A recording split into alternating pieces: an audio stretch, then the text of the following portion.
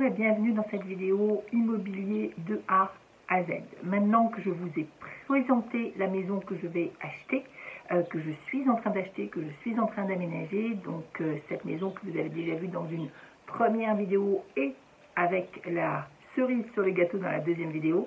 Si vous ne l'avez pas encore fait, surtout allez voir la vidéo 1, la vidéo 2, ça vous permettra de savoir de quoi je parle. Donc suivez la série et si vous ne voulez manquer aucun épisode de la série, eh bien je vous suggère deux choses. La première, parce que ça fait plaisir à YouTube, mettez-moi un petit pouce quand vous aurez vu la vidéo et si bien sûr elle vous a plu. Et deuxièmement, eh bien n'oubliez pas d'activer la petite cloche, autrement dit d'activer les notifications pour recevoir l'information quand la vidéo suivante va être sortie. Donc je vous ai présenté la maison. Aujourd'hui nous allons démarrer sur cette historique d'achat et savoir notamment pourquoi j'ai choisi cette maison. Avant ça, petit rappel de l'intérêt, de l'importance de cette série immobilier de A à Z. C'est la deuxième série que je fais. Vous aurez sur ma chaîne YouTube, si vous allez voir, vous fouillassez, vous allez avoir une playlist sur un projet IMO de A à Z 2019. Et ce projet, eh bien, c'est une première série de vidéos que j'ai fait sur le projet que j'ai réalisé sur 2019. Donc, parenthèse fermée. Pourquoi cette série de vidéos? Parce que, eh bien, j'espère, avec ces vidéos, vous inspirer. Vous inspirer à vous lancer, à peut-être voir plus grand que ce que vous voyez d'habitude, vous donner des idées que vous n'avez pas encore eues pour un achat immobilier. Ça, c'est la première chose. La deuxième raison, c'est que je suis formatrice en immobilier. J'ai une formation qui s'appelle Richesse et Liberté, qui forme à la liberté financière. L'immobilier, c'est un des moyens d'acquérir sa liberté financière, ça n'est pas le seul. Toujours est-il qu'en tant que formatrice, eh bien, je sais que pour bien avancer dans l'appropriation de concepts, il y a des choses qu'il faut réfléchir, qu'il faut apprendre. Il faut apprendre à compter, il faut apprendre à faire une rentabilité. Il y a des concepts qu'il faut entendre et que peut-être vous découvrirez pour la première fois. Donc tout ça, ça fait partie d'une formation en vidéo, avec des vidéos où je vous raconte, on va dire, de la théorie, mais il y a aussi la pratique. Et cette série de vidéos, IMO de A à Z, c'est de la pratique. Comment ça se passe en réalité sur le terrain? Et certaines personnes vont apprendre plutôt dans les livres, et d'autres vont apprendre plutôt mieux quand elles vont être sur le terrain, quand elles vont voir les choses. Donc avec cette série de vidéos, quelque part, je vous montre comment ça se passe sur le terrain. Je fais le chemin avant vous et c'est toujours beaucoup plus rassurant.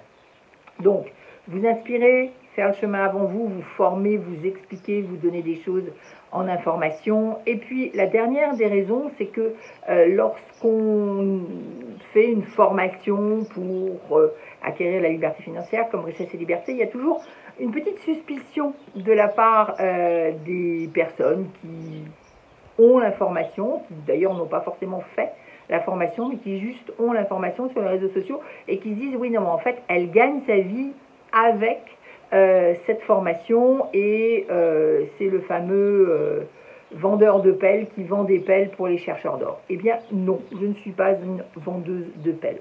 J'aide les personnes qui ont envie à aller plus vite, aller plus loin, éviter des erreurs. Donc ça, c'est vraiment ma mission de formatrice. Mais pour autant, j'investis aussi pour moi-même et donc vous en aurez la preuve dans les vidéos qui vont suivre et dans ces premières vidéos où je vous ai présenté la maison que je suis en train d'acquérir. Donc, la question c'est pourquoi cette maison? Le dernier investissement que j'ai réalisé, vous l'avez aussi en vidéo, je vous l'ai dit, c'est en 2019-2020, c'est un petit peu long. Les investissements immobiliers, c'est pas toujours en 3 jours et demi.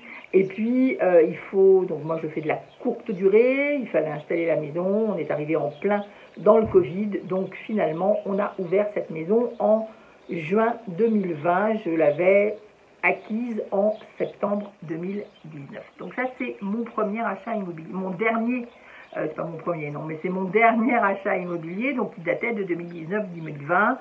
2021 passe, nous sommes, enfin 2021 passe, non, nous sommes en 2021, et je me dis que ça serait bien si je remettais le couvert, si je rachetais quelque chose. Alors vous allez me dire, ah ouais, non, mais ça fait du temps quand même, un achat tous les 2 ans. Il se trouve que ce n'est pas des achats à 100 000 euros, c'est pas des achats à 200 000 euros, on est plutôt sur un budget moyen de 1 million à peu près avec les travaux, et que donc il faut un petit peu le temps, faut le temps de s'en remettre, parce que c'est des gros projets. Non seulement c'est 1 million d'euros investis, mais c'est aussi 600 mètres carrés d'habitation. Donc 600 mètres carrés d'habitation, ça veut dire du travaux, ça veut dire de l'aménagement, de la mise en place, parce qu'un projet de location courte durée, ça se met en place, ça ne démarre pas tout de suite immédiatement, il faut que ça tourne un petit peu avant de prendre sa vitesse de croisière. Donc tout ça, ça fait que non, on ne fait pas ça tous les jours, tout le temps. Et puis, encore une fois, j'ai une activité de formatrice à côté, donc je mène les deux activités de front.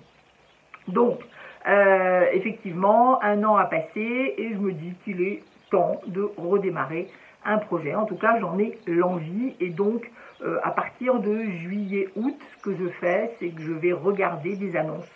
Donc je vais mettre une alerte sur Le Bon Coin, je vais mettre une alerte sur seloger.com, donc sur des sites auxquels vous avez accès aussi. Alors ça pourrait être Se Loger, ça pourrait être Bien Ici, ça peut être Logikimo. Moi j'aime bien la tronche de seloger.com, donc seloger.com, Le Bon Coin, je trouve un certain nombre de choses. Donc je mets effectivement mon alerte et je reçois tous les jours un certain nombre de biens qui vont correspondre à mes critères. Ce que je recherche, parce que l'alerte c'est bien, mais encore faut-il savoir ce que l'on recherche, eh bien je recherche quelque chose pour faire de la location courte durée.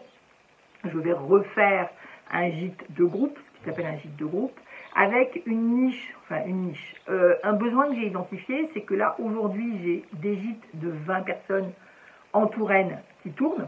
Donc, ces gîtes de 20 personnes, je sais faire, je sais parfaitement quel est le prix, etc. Comment ça se remplit, je maîtrise bien, et en réalité, ça ne m'amuse plus tellement. Donc, racheter un gîte de 20 personnes, non. Par contre, j'ai dû mettre effectivement des alertes et pour trouver un bien en location que je vais pouvoir exploiter en sous-location en gîte de 20 personnes. Donc ça, oui, ça fait partie d'ailleurs toujours de mes recherches permanentes quelque part, et je pourrais vous en reparler à l'occasion. Mais effectivement, trouver des grandes maisons que je vais pouvoir exploiter en gîte de 20 personnes, ça c'est OK en location. Par contre, en achat, ça ne me tente plus parce que j'ai déjà ce qu'il faut. Donc ça ne me tente plus. J'ai également, c'est le bien de 2019, un bien avec une capacité beaucoup plus grande, puisque là on est sur une salle de réception, on peut faire du mariage, donc on peut accueillir 100 personnes en réception, on peut loger entre 30 et 50 personnes en fonction de la saison, plutôt 30 l'hiver, 50 l'été, parce qu'il y a des habitats insolites et des tentes. Donc ça c'est le gros gîte. Or il se trouve que, avec ce gîte de réception, je me suis rendu compte que, arrivée la belle saison, forcément arrivent les mariages. Les mariages, c'est plus rentable que ce qu'on va appeler une cousinade ou un rassemblement familial. Et donc, ça veut dire que si j'ai une personne qui m'appelle pour me dire « Tiens, j'aimerais bien me réunir à 30 personnes au mois de juin », eh bien, je vais systématiquement lui dire non. Pourquoi? Parce que je serai complète. Parce que le budget, ça va être le budget mariage, donc il va être trop élevé juste pour une réunion de 30 personnes. Et donc, on finit par ne plus louer à des groupes de 30 personnes. Or, il y a de la demande pour des gens qui veulent se réunir à 30 ou à 40, donc un petit peu plus que 20. On va être entre 25 et 40 personnes. Donc, il y a de la demande pour des gens qui veulent se réunir en famille, entre amis, voire en séminaire d'entreprise, et que je ne peux pas servir aujourd'hui parce que je suis occupée, et c'est très bien, par les mariages. Donc, mon créneau, il est là. Je me dis, voilà, 20, non, mais à partir de 25 jusqu'à peut-être 30, peut-être 40, on verra. J'aimerais bien effectivement avoir ce gîte qui va me permettre d'héberger des groupes pour des week-ends, pour des séminaires, en semaine, peu importe, d'héberger des groupes sans pour autant rentrer dans le mariage. Donc il n'était pas forcément question dans ma tête d'avoir une salle de réception. C'est ça la différence.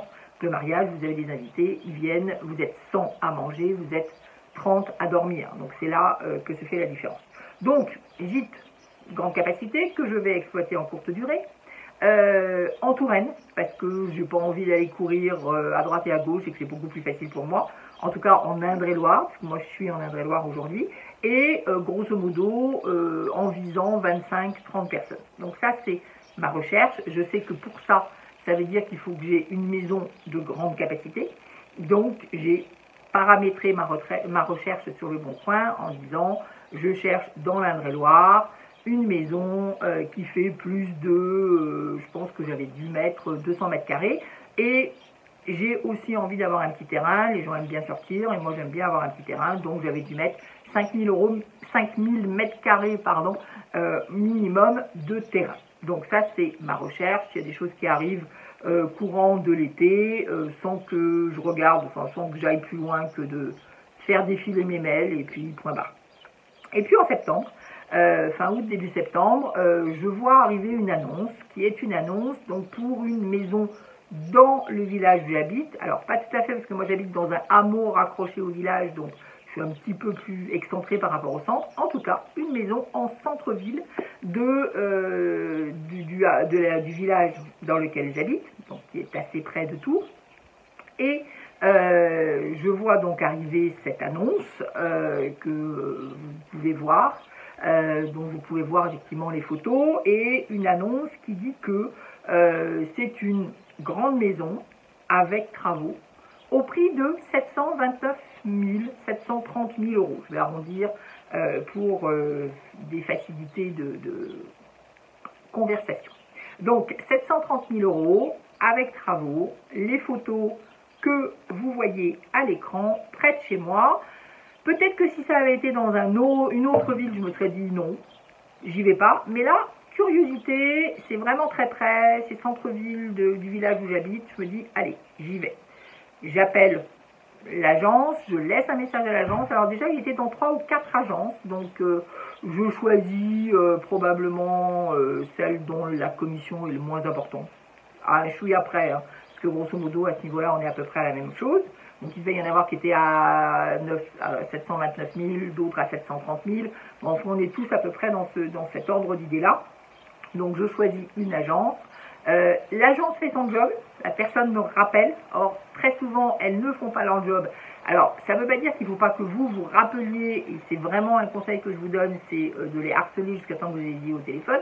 Néanmoins, comme j'ai aussi plein de choses à faire, septembre, c'est l'époque où je fais mon lancement de formation Richesse et Liberté, donc très vite, j'aurais eu d'autres choses à faire, donc probablement que si l'agence ne m'avait pas rappelé, peut-être que je serais passé à côté, tout simplement. La vie, c'est aussi un certain nombre de hasards.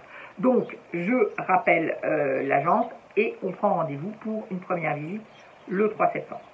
Donc, visite le 3 septembre, il est évident que la maison est belle. C'est une maison des années 30, elle a un charme fou, elle est bien située parce qu'elle est en plein centre-ville, un beau potentiel. Qu'est-ce que je fais lors de cette première visite? À part regarder les choses, eh bien je regarde si ça correspond à mon besoin. Et mon besoin, c'est de regarder combien je vais pouvoir loger de personnes. Donc pour chaque chambre, je vais compter le nombre de chambres déjà. Je vais pour chaque chambre regarder si je peux mettre une personne, 2 personnes, 3 personnes. Ça dépend de la taille des chambres. Il se trouve que dans le cas présent, on est sur 10 chambres, même pas une dizaine de chambres, on est sur 10 chambres. Donc 10 chambres de grande taille, puisqu'elles font toutes entre 13 et 20 mètres carrés. Alors bien évidemment, je n'ai pas forcément mon mètre à la main, et puis quand on fait une première visite, c'est pas très facile de mesurer, mais je vois bien qu'elles sont grandes, et je vois bien que je vais pouvoir mettre soit un lit double et 2 lits simples, soit 2 lits doubles. Donc je vais avoir de l'espace pour mettre du monde. Autrement dit, je calcule globalement que je dois avoir une trentaine de couchages sur cette maison. Donc je suis sur ma cible. Je vois aussi que j'ai des pièces de réception, que je vais pouvoir faire un certain nombre de choses avec. Bien sûr, vous l'avez vu, la cerise sur le gâteau, la piscine intérieure, qui va être un gros plus de cette maison parce qu'on va pouvoir louer et en été et en hiver avec la piscine intérieure. Donc forcément, je vais flasher sur la piscine. Deuxième cerise sur le gâteau, vous avez vu aussi la salle en sous-sol, demi-enterrée. Donc c'est une salle dans laquelle j'avais l'intention au démarrage quand j'ai visité la première fois, je me suis dit, ah chouette, on va pouvoir faire une salle de danse. On va pouvoir faire un endroit où ils vont aller danser. Puis en fait, on m'a expliqué que non, ça ne marchait pas. Le plafond est vraiment très très bas.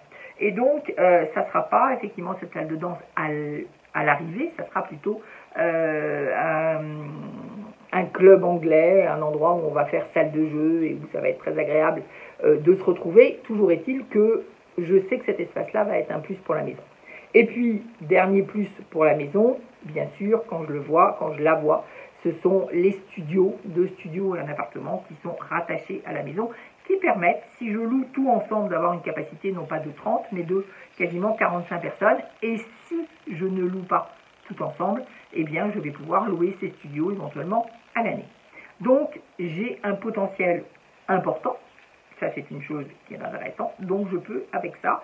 Donc potentiel important, jolie maison qui me plaît, donc je rentre effectivement chez moi en me disant ok, cette maison il est sûrement intéressant que je l'achète, bien évidemment pas à ce prix-là.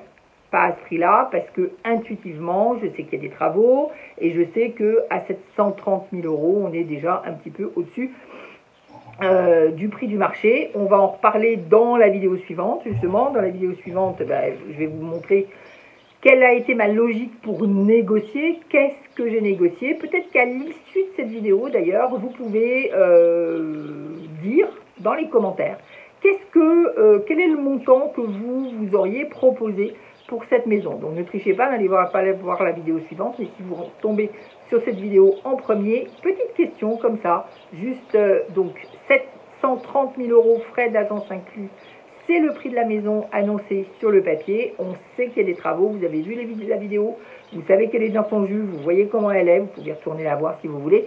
Donc, quelle proposition vous auriez fait, vous aux vendeurs pour potentiellement acquérir la maison, parce que c'est quand même ça l'objectif, mais aussi l'acquérir en compte tenu des travaux qu'il y a à faire. Mettez-le dans le commentaire. Mettez dans les commentaires quel est le prix que vous auriez proposé aux vendeurs. En attendant, petite leçon sur cette vidéo. Systématiquement, je vais terminer cette série de vidéos par quelques petites leçons pour que vous puissiez apprendre au fur et à mesure. La première chose, c'est que quand vous partez pour chercher une maison, je vous suggère de savoir ce que vous cherchez. Donc au moins d'avoir une idée de la zone, d'avoir une idée de comment vous allez exploiter le bien. Et donc, en fonction de la manière dont vous allez exploiter le bien, il y a des contraintes techniques. Si c'est un studio, c'est 20 mètres carrés. Si c'est de la colocation, ça sera peut-être 60 mètres carrés au minimum. Vous n'êtes pas obligé d'être au maximum de votre fourchette, par exemple en mètres carrés. Moi, clairement, quand j'ai mis 200 mètres carrés, je savais que j'étais un petit peu juste par rapport à mon projet. Mais c'est pas grave. Je préfère mettre 200 et avoir un ensemble sympathique d'annonces à trier, plutôt que de n'en avoir aucune. Donc je vais être un petit peu plus large que prévu, mais bien sûr je suis à plus de 5 pièces, c'est pas la peine que j'aille voir des trucs de moins de 5 pièces, je suis à plus de 5 chambres, c'est pas la peine que j'aille voir des choses de moins de 5 chambres, donc tout ça c'est des critères que je vais rentrer qui vont me permettre d'avoir plutôt des annonces ciblées par rapport à mon besoin. Deuxièmement, il est évident que quand on achète, on peut acheter uniquement avec son porte-monnaie, c'est possible. Mais vous pouvez aussi acheter avec de l'affectif. Vous pouvez acheter avec de l'affectif, avec un bien qui vous plaise. Néanmoins, il va toujours falloir associer l'affectif et le porte-monnaie. C'est-à-dire que ce n'est pas suffisant. Et pour ça qu'on va voir dans la vidéo suivante, la négociation, comment j'ai inclus mon tarif mes calculs de rentabilité pour savoir quel prix j'allais proposer. Donc, effectivement, il est évident qu'on ne va pas s'en tenir juste à l'affectif. Troisième point, il va falloir, quand vous allez visiter quelque chose, avoir une capacité à se projeter. Moi, la maison, je l'ai vue telle, et je la vois toujours aujourd'hui, telle qu'elle va être.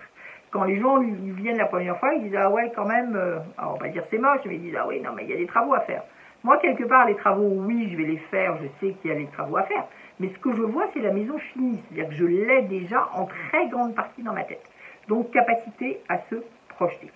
Et puis donc, quatrième point, et je le rappelle, les chiffres, ça compte aussi, même si on est dans l'affectif. Donc, à un moment donné, il va falloir effectivement mettre des chiffres, et il va falloir passer sur un tableau Excel ou sur un papier crayon, peu importe si vous n'êtes pas à l'aise avec Excel, mais en tout cas, il va falloir aligner des chiffres. Et c'est donc la première chose que j'ai fait en rentrant chez moi, c'est de regarder si demain j'ai une maison qui a 30 couchages ou qui a 45 couchages de temps en temps, notamment, ça va correspondre à quel chiffre d'affaires, ça va correspondre à quel bénéfice pour pouvoir calculer ma rentabilité. Donc on se retrouve dans la vidéo suivante pour savoir justement comment on va calculer tout ça pour avoir le résultat de ma négociation. combien j'ai proposé et 2, comment ça s'est passé. Donc mettez votre idée dans les commentaires et puis on se retrouve dans quelques jours pour avoir la réponse, pour savoir effectivement qu'est-ce que j'ai proposé, qu'est-ce qui s'est passé, avoir les calculs de rentabilité. Vous avez aimé cette vidéo, vous mettez un pouce, YouTube et moi, nous vous en serons reconnaissants et surtout vous activez la petite cloche pour être prévenu dès que la vidéo suivante arrive. À très vite.